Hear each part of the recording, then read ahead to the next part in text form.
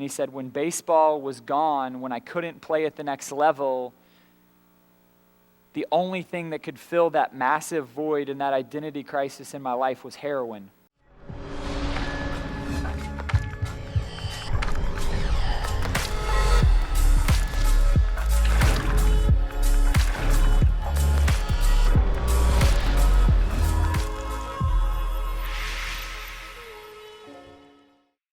One of the things I would challenge you with, because all of you, if you're here today, are in some position of leadership, please stop calling people athletes. Please stop calling people coaches. Please stop calling people teachers. Do not refer to them as coach. Do not refer to them as your athletes. They are human beings. And the more times that you tell them that they are a soccer player, that they are a football player, the greater the likelihood that they are going to experience an identity crisis whenever that is taken away from them. And if you find your identity in something that you do, it is a very, very slippery slope. I had lunch one time with a guy in Los Angeles, and he said, Joshua, can you please tell people my story? He's like, I played baseball in college, and I was pretty good. And he said, but then what happened is my identity had been wrapped up in what I did and being a baseball player. And he said, when baseball was gone, when I couldn't play at the next level, the only thing that could fill that massive void and that identity crisis in my life was heroin.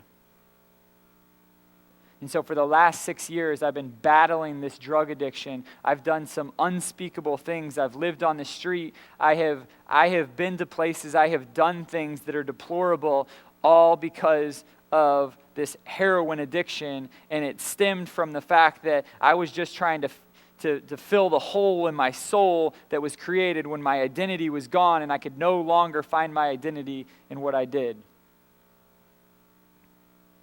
This is a guy whose family, he said he lived in Tulsa growing up. He said, you know that huge car dealership? My dad owns it. He's like, money doesn't matter. Resources don't matter. None of that could help fill that hole in my soul from that identity crisis.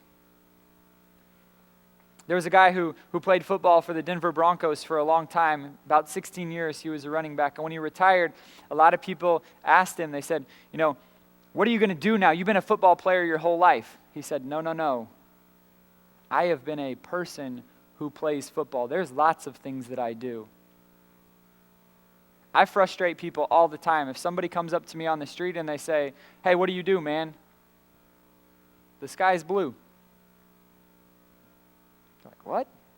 I will not tell you what I do. I will not label myself. I do lots of things, but I am Joshua Michael Metcalf. I am a child of God. Those are the only labels that I want in my life. I don't want anything else. There's lots of stuff that I do, but I do not want to be labeled, because then that label becomes your identity.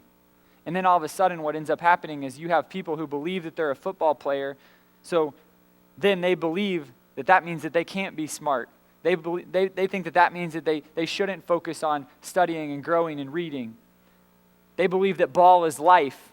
So what does that make it if you fail at ball? All of a sudden their whole priorities are out of line, all because what the media and what people have been telling them over and over again is, you're a ball player.